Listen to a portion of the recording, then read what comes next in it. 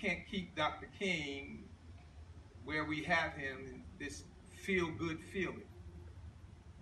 The very people in his own Baptist denomination did not accept him, kicked him out of the denomination that he was in, for standing up and speaking truth to power. I've been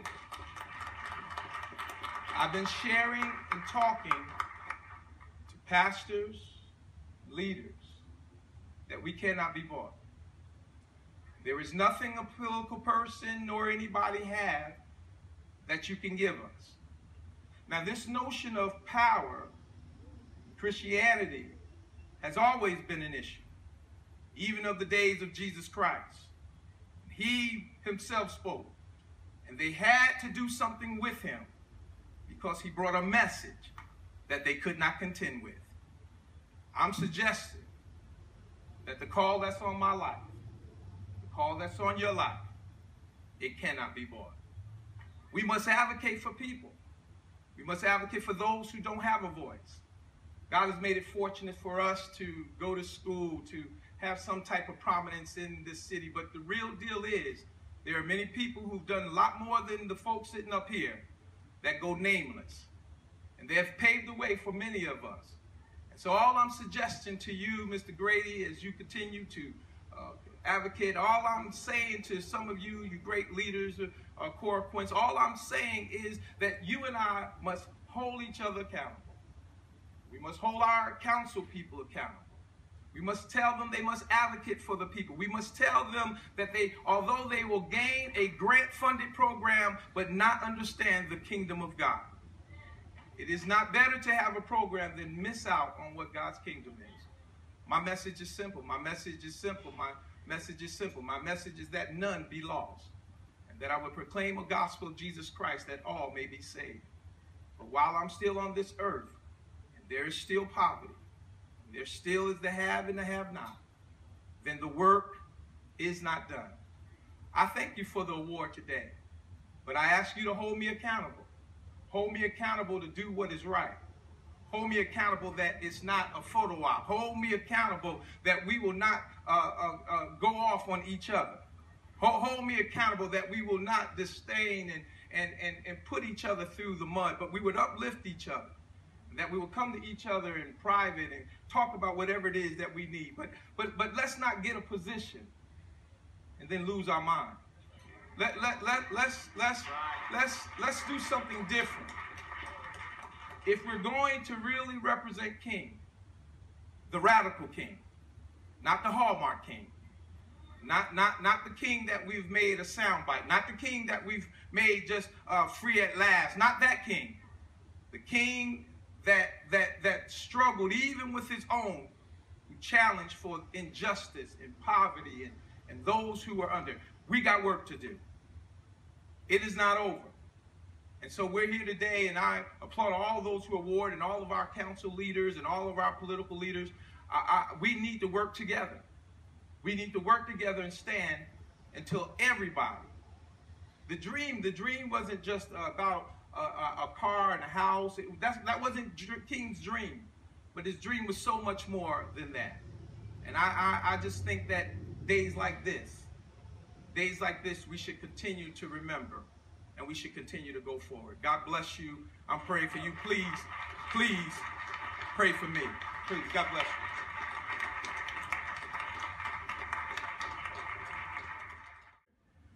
you. The resolution of the Municipal Council. Resolution honoring Black History Month, February 2015.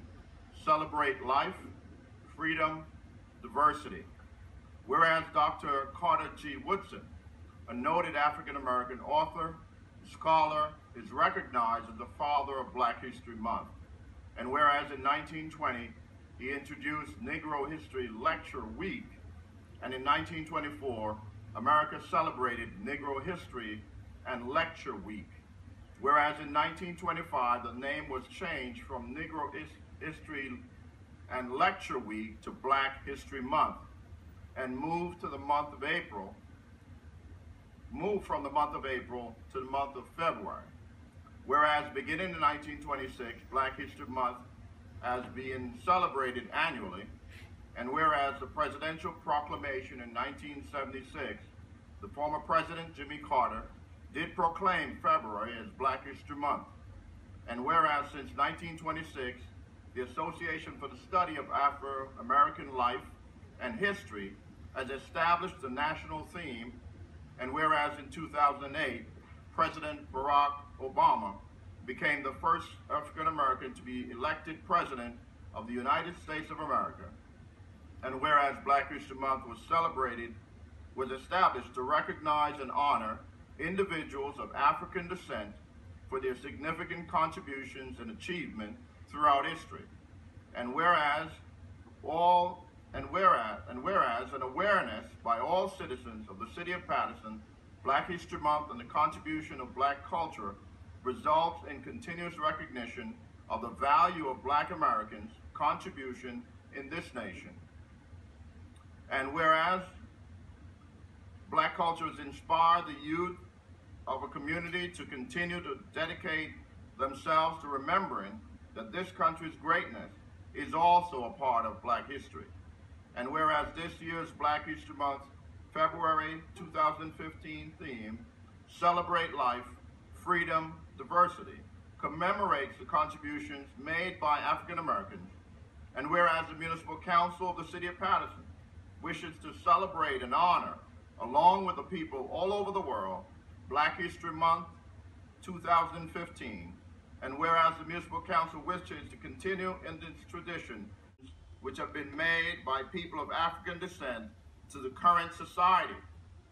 Now therefore be it resolved by the Municipal Council of the City of Paterson that it hereby designate February 2015 as Black History Month in the City of Paterson and recognizes its theme, Celebrate Life, Freedom, and Diversity. Thank you.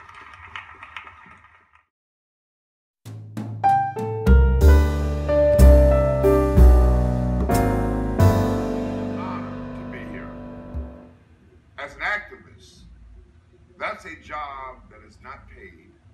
That's a job that you must love. And to be honored today, I would be remiss if I did not take this award from one person, a 5'3" woman, a firestorm, a woman that became the first African-American sheriff's officer at a time when it wasn't possible. In 1961, after passing the test 3 times, this 5'3" woman got tired of waiting for the floodgates to open. So at that time, there was a newspaper, the Morning Call, and I think some of us still remember that. She called the newspaper and she said, "My name is Mrs. Jones. I've been looking for the article about the first African-American sheriff's officer." And she gave the person's name that should be given to the editor. The editor must have, this is what we surmised, called the sheriff at the time, who was, I believe, Davenport, Frank Davenport. And about 15 minutes later, the phone rings, and Frank says, "Mrs. Rucker, why aren't you down here? There's a press conference. You've been made." From that point on, my mother rose in the Passaic County Jail to become the first woman and the first African-American training officer. Because of her, I am here today. And I give that credit to a single mother who raised 3 children. And out of that, the heartache I've given her, throughout that time, she still loved me. I see my baby sitting over there looking at me and saying, "If you don't say something real quickly about me, you're not going to be allowed to come home." Charlotte, I commend you for the nights of debate and me on the phone and city council, and without you, I wouldn't be here. My sister, my family. Today is Black History Month, and we're celebrating on 13th. But I want to talk for one just quick minute, because I know about this 3-minute time, and Bill McCoy has a buzzer in his pocket. I want to talk to my family. I want to say to my family of black folks, here in the city of Paterson, we have a job to do. We no longer can be leaders that refuse to sit at the table with other leaders. We can no longer accept people coming out to community, hitting and grinning and producing nothing. It's time that leaders in our community are held accountable, because you're not just a leader for yourself, you're a leader for a community. This is our day, this is our month, and today I'm here to say to you, I am proud to receive this award, but I'm more proud of you guys. I see many in the audience. I mean, I think that's the Reverend Arnold Kike in the back. We started school number 13. He still won't tell people the truth that I had to carry him through those young years.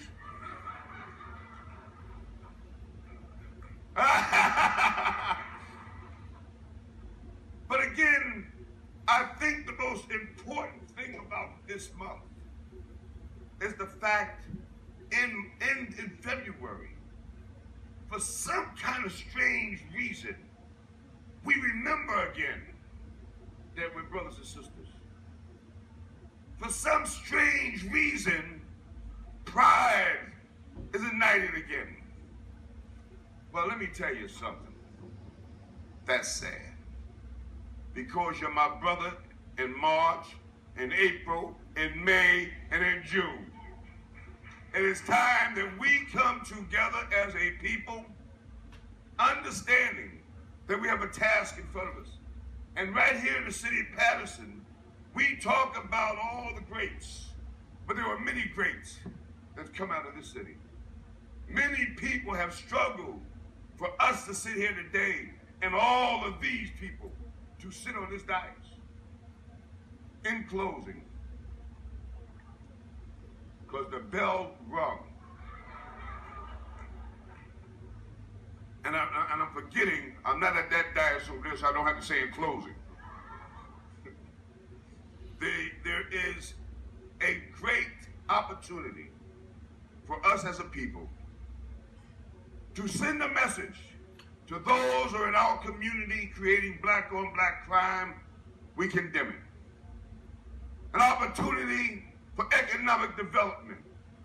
An opportunity to say to the Board of Education, you will teach our children. We have an opportunity today. And I hope that we all take this very seriously. This is not just Black History Month. This is the future of a people. On February the 28th at 11 o'clock at school number 6, history will be written again. The first Save the Village Black Condition Conference will take place. And no one will be able to say they was not invited.